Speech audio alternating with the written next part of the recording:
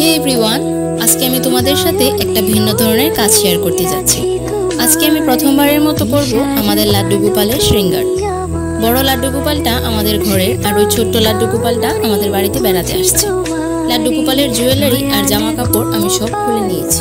Remover দিয়ে পুরোনো মেকআপগুলো উঠিয়ে নেব, এতে নতুন মেকআপটা ভালো লাগবে দেখতে।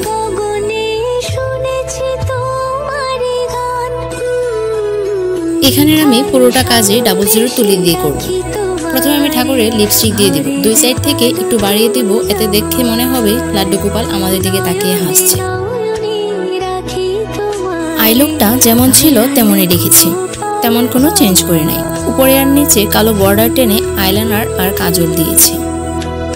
এই প্রথম লাড্ডু গোপালের মেকআপ করতে যাচ্ছি। যেমন এক্সাইটেড ছিলাম তেমন নার্ভাসও ছিলাম, যদি নষ্ট করে ফেলি কি হবে তখন।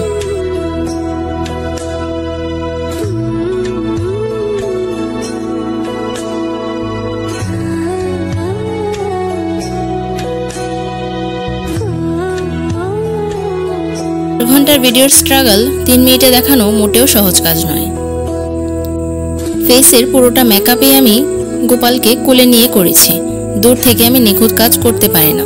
50+ আই মেকআপ দেখার পর আজকের এই ভিডিও করা, এর থেকে কিছু দেখে দেখে কাজ করছিলাম।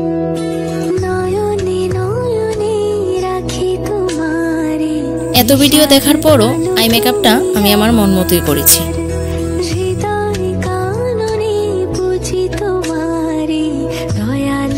কপালে তিলক দেওয়ার পর দুই পাশ দিয়ে তিলকের ফোঁটা দিয়ে দিয়েছি।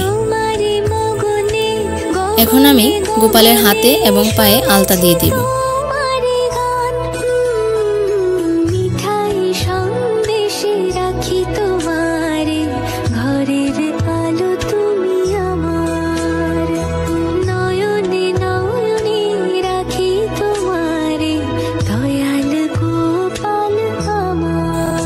এবার দেখবে লাড্ডু আর চুলের কালার করার পর আমাদের গোপালের পুরোটা লুকই চেঞ্জ হয়ে যাবে।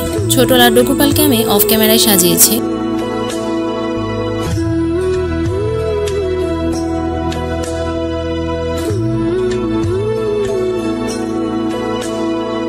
কালার শেষ হওয়ার পর লাড্ডু গোপালদেরকে অনেকটা সময় আমি হাওয়াতে রেখেছি। আমরা সবাই জানি মাধবের অন্তরে স্বয়ং রাধা দেবীর বাস, তাই তো আমরা সকলেই বলি রাধা মাধব।